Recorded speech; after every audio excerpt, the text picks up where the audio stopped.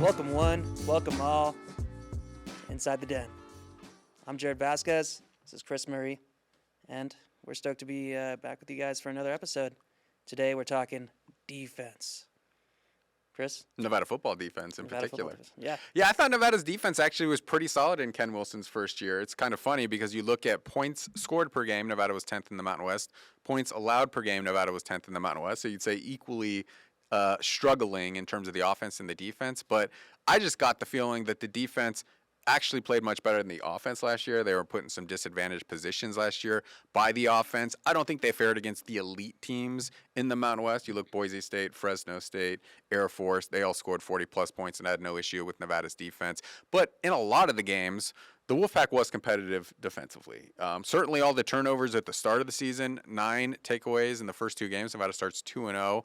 Over the last 10 games, not quite as many takeaways. I think there were 11 of them. So getting more takeaways, obviously going to be a big key. 5 returning starters from last year's defense. A little bit more depth when you look top to bottom on the roster defensively. So we'll see how Ken Wilson's defense fares. Obviously, that is his specialty. He was a defensive coordinator at Nevada for a long time, co-defensive coordinator at Oregon. So this is his baby. This is his area of expertise. And if Nevada is going to go from 2-10 last year to a bowl caliber team, maybe even compete for a Mountain West championship, I think that defense is going to have to be what leads the way, because I don't know if the offense is fully there yet to go and win shootouts, but I think the offense will be good enough to win games in the mid-20s. Now, can the defense go and hold teams to 20 points or less on a regular basis? That's the big question mark.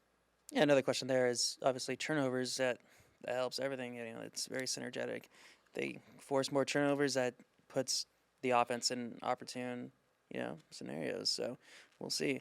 We can't really fully judge this defense based on their upcoming matchup on Saturday, because USC will put up points, and again, USC will put up points against any competition, barring 2019, 2020 Georgia defense. But who has that kind of defense? No one really does. This unit is led by Coach Kwame and Coach Mike Bethea, 2 co-defensive coordinators that, solid assistants, but you'd have to imagine that Ken Wilson has a heavy hand in the strategy and the weekly game plans. For sure, and he's actually been coaching the edge position because they had a coaching change there during fall camp. The special teams coordinator, edge coach Michael Barton, no longer with the program. Peyton Yanagi is taking over special teams coordinator, so Ken Wilson stepping in and coaching the edges. Kwame Ajiman came from Oregon, where he was a quality control coach, so he coaches the safeties. And then Mike Bethea played for Nevada, played under Coach Wilson a number of stops along the way, came back last year. He's the inside linebackers coach and co-defensive coordinator. So I'm sure it is a group conversation in terms of getting the game plan set, in terms of making sure the defense is on the right page. So really it's like 3 co-defensive coordinators if you want to throw Ken Wilson in there. So definitely a joint effort. And, we'll look at the roster. We're going to go through the depth chart here. There's some really quality players on this defense. I think the safety position is a question mark. I think the defensive line, I think there's solid depth, but there's no star there. And usually you want a star or 2 in terms of pass rushing. So strengths and weaknesses for sure. I think linebacker should be a good position. I think cornerback, very surprise starter when I was looking through the depth chart. So seems like they've had some growth there as well. But certainly not an area without, you scratch your head and say, can these guys get the job done this season? All right, let's start with the Porsches, the Cadillacs, as they say, with the edge rushers. Ken Wilson's, it's his baby.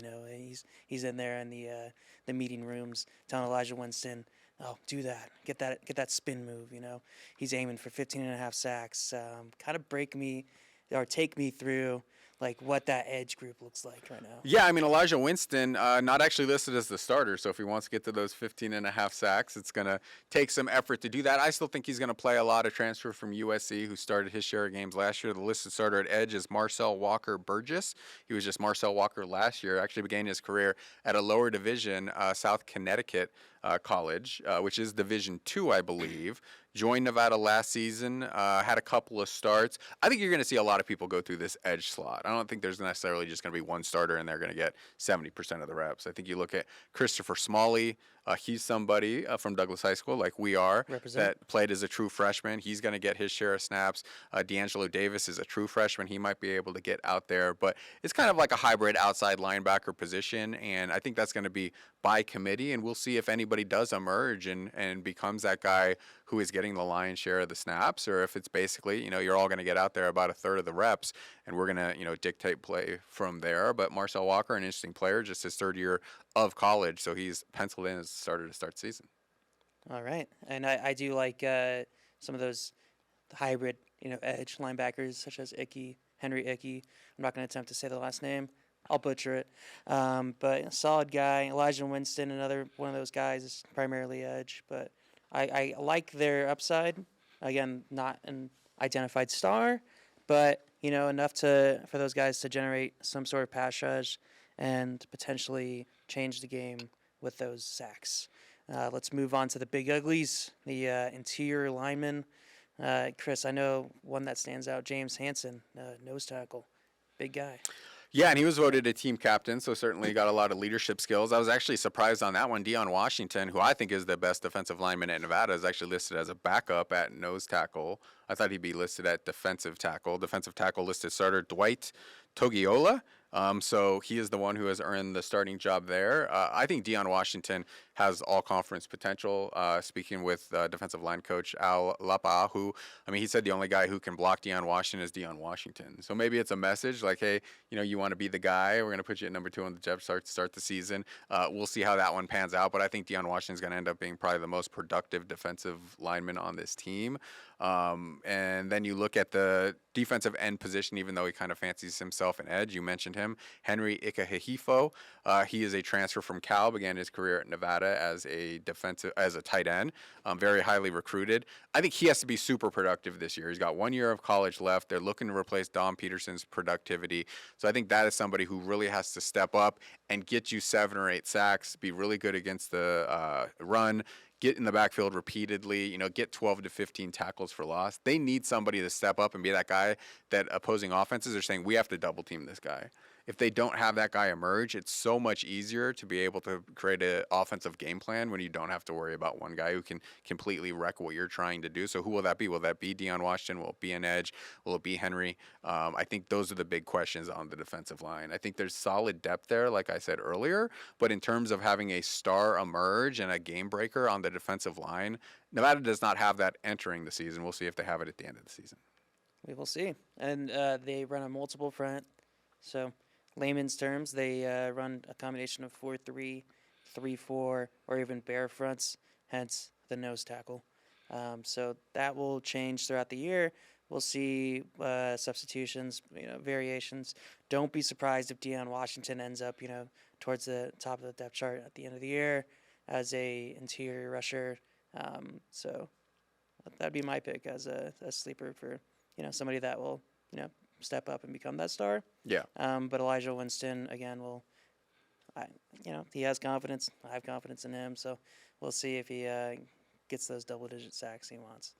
Now let's move on to, I don't know, like everyone's raving about this unit, the linebacker unit, Coach Bethay's group. Yeah, middle linebacker, that seems to be the strength of this unit. Jackson LeDuc, a transfer from Oregon who went to Spanish Springs High School, had him on NSN Tonight last week, and he said that he sees no talent differential between the group at Oregon and Nevada. That's obviously big talk because the group at Oregon last year had 2 NFL draft picks, including Noah Sewell, whose younger brothers, Nephi and Gabe Sewell, also played at Nevada. Gabe's actually on the Wolfpack staff as a graduate assistant. They also had a top 15 recruit in their inside linebacker group last year. So Jackson LeDuc, very high on the inside linebackers. You can see why. Freshman All-American Drew Watts returns. He's a captain of this team.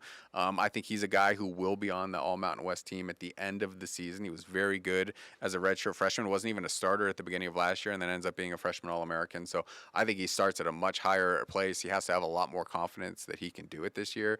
And then you look at the other starter listed on the depth chart. It's Naki Matialona. Jackson LeDuc is listed as his backup. So I think you've got 3 really good interior linebackers. I would also throw Davion Blackwell. I think he's going to be a very good inside linebacker as well. He's the backup listed behind Drew Watts. So those 4 guys are very solid players. They obviously are the quarterbacks of the defense in a lot of ways, calling the plays, making sure everybody is aligned correctly. So if Nevada's going to have a strong defense this year, I think it's going to start with that inside linebacker mix, and we'll see if they try and use some of these guys in different roles to try and get them on the field, because Jackson LeDuc is a big kid, 6'3", 240 pounds. I know he went through 3 knee surgeries at Oregon, so we'll see if he's back to 100% health. He did play in 12 game last year, and he says that he's feeling really good, but you can even use him maybe off the edge as a pass rusher. So, you can get creative to get these middle linebackers on the field because they are very talented. They are. Drew Watts, thumper, but he is that all-conference guy that can defend the pass and, fill gaps and defend the run. When you think about LeDuc, he has that, physical frame to be in there with the big uglies and with the opposing offensive line to stop the run. The question with him obviously comes with that knee injury and how he'll potentially run down the field and run down the seam with tight ends and stuff like that. But again, you have that luxury with the players like Blackwell and then Naki that are like faster that could do that. So you can mix and match with any situation that you want. Heavy run team. They're not playing Air Force, but if they're playing Air Force, you would want LeDuc in there to mix it up with those guys to go and chase down the triple option. A little more physicality, a little more size. Exactly. So we'll see. It's dependent. Again, that's the cool thing about the Mountain West. A wide variety of teams that run different type of schemes. So they have the talent there to make an impact. And speaking of impact, last year the corners right out of the gate, interceptions. Straight out of the gate. Fell off towards the end of the year. A solid position group that returns some starters. Yeah, interesting. They returned both their starters, Isaiah Sissoma and then Jaden Dedman, started 12 games apiece last year. So they started from the start of the season to the end of the season. So you would think, okay, both are back for their senior year. You've got your 2 starters at cornerback. Apparently not, because on the depth chart, they are listed as or Isaiah Sissoma or Jaden Dedman as a starter. And the other starter listed, KK Meyer, who's only a redshirt freshman, played in 1 game for Nevada last season, and he's listed as starter. So he must have had one heck of a spring camp, summer conditioning, and then fall camp to beat out one of those senior starters. We'll see when they get on the field. This is only a depth chart on paper. When you get against USC and they're going to throw all those wide receivers out there, there's probably going to be some times where you're throwing 3-year cornerbacks out there. But I did think that was the most interesting thing on the depth chart released this week, is that KK Meyer is listed as a starter, somebody who really came out of nowhere, does not have a lot of college experience. He's a young kid from Texas. He would be Nevada's youngest starter if he does start against USC. So maybe that's somebody to watch out for this season. Certainly the staff has to be high to put him on the season opening depth chart as a starter. Yeah. And that speaks to a strong fall camp. If you're working your way up, that's awesome for him. And more on the cornerbacks, it's just an interesting group. Again, Sissoma has that experience in the ACC, and it's just a overall solid group that had some success early on last year. Obviously, things fell off towards the end of the year. And that had more to do with your injuries and your lack of pass rush, and it's just it's the wears and tears of a season. But if this group is going to be successful, again, the defense will have to work in a synergetic manner and generate some pass rush up front, and then generate turnovers in the back end. So. Yeah, and I guess that leads us to safety, and that's the biggest question mark on this defense for me. I mean, you lose Bentley Sanders, you lose Tyson Williams, you lose Tyreek Mack. Those are your top 3 tacklers from last year. Bentley Sanders was a midseason All-American. He was great from the start of this season to the finish. 5 interceptions. Tyson Williams was a 3-year starter, so he was a veteran player as well. He's a graduate assistant on Nevada. I'm sure they'd like him on the field. Nevada's listed starters at safety. Trey Weed at the nickel slot position. He had 36 career starts at Eastern Washington, FCS level. He's a 6-year college player. He's a very older player. He's actually already even married. So this is a guy who I think will step in and be an impact player in his 1 year at Nevada. The other 2 safeties, free safety, Richard Toney Jr., over Zeke Robbins. I thought Zeke Robbins might win that job because he played a little bit more than Toney did last year. And then at the boundary safety position, Aiden Suwili. He's listed ahead of Amani Johnson. Aiden's played in 7 games last year. Richard Toney in 7 games last year, but they didn't play a lot of reps. So your back two safeties are pretty inexperienced players, and that's never a super comfortable position to fill when you're their coach. Kwame Ajiman, co-defensive coordinator, is the safeties coach. I talked to him earlier in fall camp, and he did say we are a big question mark on this team, and we understand that, and we know that. He's looking for practice in, practice out consistency, which he hasn't necessarily gotten from this group like he did last year because those guys were seniors and they were veterans. Bentley Sanders was in his 6th season. Tyson Williams was in his 6th season. So he felt a lot more comfortable with the guys just because they had proven that they could play at this level at a high level. So that, to me, is the biggest question mark, is how will these safeties play? How will the back end of the defense be? How will they be aligned? Will they have any busts? Because if you're going to have busts against USC, you're going to give up a lot of points. So can they be a consistently strong force in the back end? If that doesn't happen, then you're going to see a lot of big plays allowed, a lot of back-breaking plays allowed, and that would obviously be problematic. But that is the least experienced position on this entire roster: offense, defense, special teams. So that is obviously the biggest question mark on the defense. It is a question mark, and again, you lose really good safeties last year, specifically Bentley Sanders, a guy that generated a lot of disturbance on the defense. So, he generated a lot of turnovers, came up, played that star position, which is like a hybrid of linebacker and safety. So he really did it all. He had that that 4.4 speed that could really range. He'd show his range on the field and potentially get those interceptions. So we'll see with their current position group. I think Trey Wade, does step in and fills that void. He had plenty of interceptions during his time in Eastern 6 Washington. interceptions. I think 3 last year, 1 return for a touchdown. But he's going to be more like he's the nickel safety. He played cornerback at Eastern. Yeah. So he's going to be up at the line of scrimmage. It's more, the boundary safety, the free safety. Like, those are the ones that don't have that experience yet. Not to say that they won't be good players this year or in the future, but you're not as good your first extensive starting period as you will be eventually. These are young guys. So there's going to be a lot of pressure on those guys to really step up and play well this season. And they should get better from the start of the season to the end of the season. And I think that's the key. You want to see progression along your younger players. But, they've got some really good inside linebackers, as we mentioned. They've got some really good cornerbacks as well. So that will help them in the back part of the defense. They'll have some support there from veteran guys. But, they're certainly the ones, if I'm USC's offensive staff and I'm looking at, okay, where are the strengths and weaknesses of this defense? Where are maybe some guys or some areas we can exploit? I'd probably look at the safety spots just because they don't have that experience at this level yet. Yeah, and you have to imagine with their young age, they're very timid on the field, and it's more read and then react rather than playing with your hair on fire and just making that judgment call to go after that deep pass or just to go after that running back out of the flat. You need that. It's at safety specifically. You have to, make those decisions in split seconds to really make impact plays. Otherwise, you're going to be timid, much like young players are, which is more read and react, and you'll end up giving up completions over the middle and whatnot, and that just leads to not great safety play. But again, these are young guys, so we'll see how they come out of the gates. Again, if they're playing with their hair on fire, they can be susceptible to a big play from Caleb Williams, which is natural. Either way, he'll pick that position group apart, but that's good experience for them because again, they're not going to face a quarterback of that magnitude the rest of the season. No, not of that magnitude, but you look at Nevada's non-conference schedule, this time that Coach Wilson has talked about, 4 really good quarterbacks. Idaho's quarterback was the Jerry Rice FCS Freshman of the Year last year, so that's game 2. Kansas quarterback had a very strong season last year, so he's coming back for another year after getting the Jayhawks to a bowl game. And then Texas State's going to have a very prolific passing attack. They come under the J.G. Kinney offense at Incarnate Word that averaged more than 45 points per game last year at the FCS level, and he's an experienced player. So you're looking at the first 4 games. All these teams can really throw the ball. So Nevada's secondary is going to be tested by those guys. Certainly not to the level of a Caleb Williams and the USC wide receivers. Zachariah Branch, who was a Bishop Gorman star last year, scored 2 touchdowns as a true freshman in the season opener against San Jose State. Now, one was a punt return, but also caught 5 or 6 balls.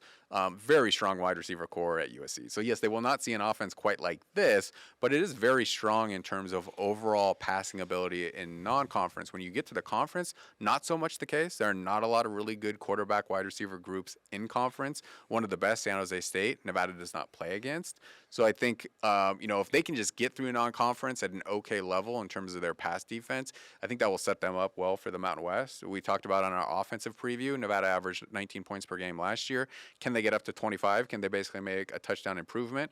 Can the defense do the same? They averaged around 31 points per game allowed last year. Can they give up about a touchdown less? Can they get down to 25 points allowed per game? Now you're scoring 25, you're giving up 25, gives you right around a 500 season, which is kind of what we're prognosticating in terms of a nice step forward for Nevada to go from 2 wins to 6 wins. Can the Wolfpack slice off a touchdown allowed per game after losing Don Peterson, who was one of the best defensive linemen in program history, and your top 3 tacklers? That is the big question for the Wolfpack, and we'll see if they're capable of doing it. Certainly going up against USC is going to dent your points per game allowed number, but I think maybe just even looking at conference games, can they get to the mid-20s? I think that'd be a much more acceptable level than what we saw last season. Yeah, way more acceptable. And again, put the USC game out of equation. It's a nice payday, good competition for the guys, but ultimately, it shouldn't weigh that much of a factor in determining if this has been a successful season, because obviously you're a little outmatched. But yeah, it's a solid group that has that ceiling to be the best position group or just unit on the team. Kind of talk about, though, we're missing the special team guys. We know Brett Brennan's Halton, but what does he bring just to the team?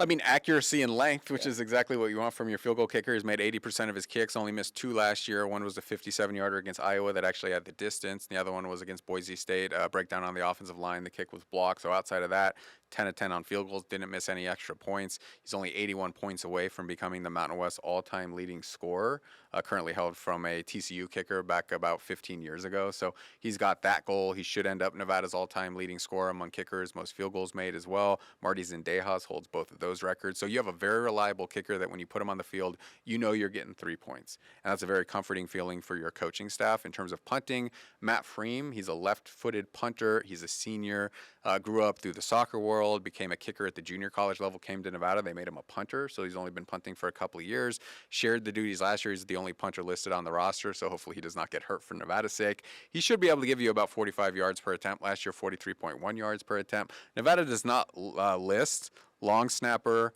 That should be Nick Barcelos, kick returner or punt returner on its depth chart. I'm really interested in kick returner, punt returner. Jamal Bell has done kick returner in the past. He was at Mountain West honorable mention, I think, in 2020. I think you could see Ashton Hayes back there. He did not do that a ton at the high school level, but he did return some kicks for Cal last season. And then punt returner will be interesting. Last year it was Bentley Sanders, so that's an open position.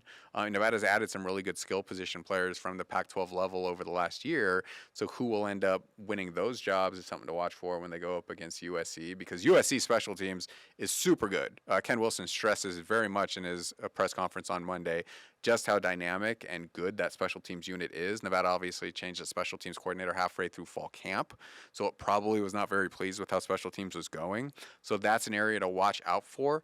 Nevada cannot give up big special teams play really throughout the season. This is not a talented enough team to be giving up touchdowns on special teams and still winning. So that's something to track as you go through the year, is how well does Nevada play special teams. Last year they were a solid group. Certainly the kicking and the punting should be fine, but the rest of the special teams, kick coverage, punt return, all that kind of stuff is something that should be under focus. Definitely. I mean, with the new coordinator there, it's we'll see, how much continuity will be there coming out. And you mentioned the punt return for USC, and they look dynamic in the open field, so they definitely have their hands full with USC. Chris, just give me an outlook. What does a successful season look like for this defense? You mentioned a number, 25, 26 points per game allowed. Yeah, I mean, I think 25 points per game. I think at least 2 turnovers forced per game. I think that's going to be really big. They have to get that takeaway Trident out on the field as often as possible on a consistent basis.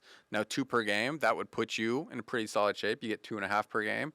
You're among the national leaders. And then you look at sacks. Nevada was right around the midpoint of the FBS last year. I think if they can get 3-4 sacks per game, that would be big. One thing we didn't talk about a lot is that run defense. I mean, how good will Nevada's run defense be? Because if you're giving up 5 yards per carry, it doesn't really matter how everything else goes because teams are just going to run it down your throat. Don Peterson was really well known for his ability to get sacks and get in the backfield, but he was also pretty good against the run last year. So who will step up and replace him there? Nevada's starting defensive tackle position is pretty unsettled. Obviously, at nose tackle, we know James Hansen and Deanna Washington are going to get a lot of those reps. So, if they can bring down the points allowed to right around the middle of the Mountain West, 24, 25 points per game, if they can be more consistent in creating turnovers, and it wasn't just the first 2 games and then the rest of the season you didn't get a lot. I know that's a big point of focus for Ken Wilson's group. I know takeaways can sometimes be a little bit fluky.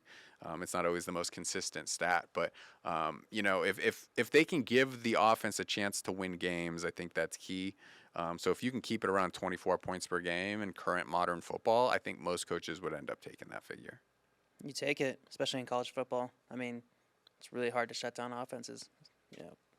Just they're putting up buku points. Especially like we saw with Gardner Word last year. Put up nearly 50 points on the Nevada defense. So it would be a considerable upgrade to give up a touchdown less. And again, we'll see how they fare with the takeaways. Again, that's not predictable. But one thing that you can do is force it with your pass rush, and we'll see how that unit fares without Don Peterson. But there's certainly guys there that can make an impact. And again, we saw the run defense should be considerably better than last year. We saw flashes in spring football and the spring game, just how strong they could be with their goal line stop. So again, the season's here, and we'll see how this unit fares. But there's certainly guys across the board that can make an impact. Yeah, there's some really good players on this defense, so we'll see if they can coalesce and gel, like you said. We'll see if they can play complementary football defensively, and all 3, tiers could really have successful seasons. But I would, if I had to bet, will Nevada's offense or defense be the stronger of the 2 units in 2023? I would probably say defense, but not with as much commitment as I would have last year. Because you've seen a lot of additions to the offensive side of the ball from the Pac-12, transfer portal. Defensively, not quite as many additions because I think the staff is a little bit more comfortable with the talent that it had there. So I would still probably lean defensively. Nevada will be better in 2023 than it is on offense. But I guess we'll know in a couple of months at the end of the season. We will. And come Saturday, again, this is not a finished product for them, but we know it's going to be higher than that, but it shouldn't weigh, a total factor on their overall outlook and projection. But thanks again, guys, for joining us inside the den. Don't forget to rate, review, or wherever is applicable. Chris, had a good time breaking this down. Yeah. Yeah. Looking forward to some actual football games. I know. Stuff that matters. Week 0 was entertaining. I watched San Diego State and all those other games, and kind of a funny moment. Jaden Daniels of San Diego State, the quarterback, hits the ref in the face. Kind of football's back, baby. There we go. All right. Thank you. We'll see you next time. We'll break down USC and Nevada and see how that fares.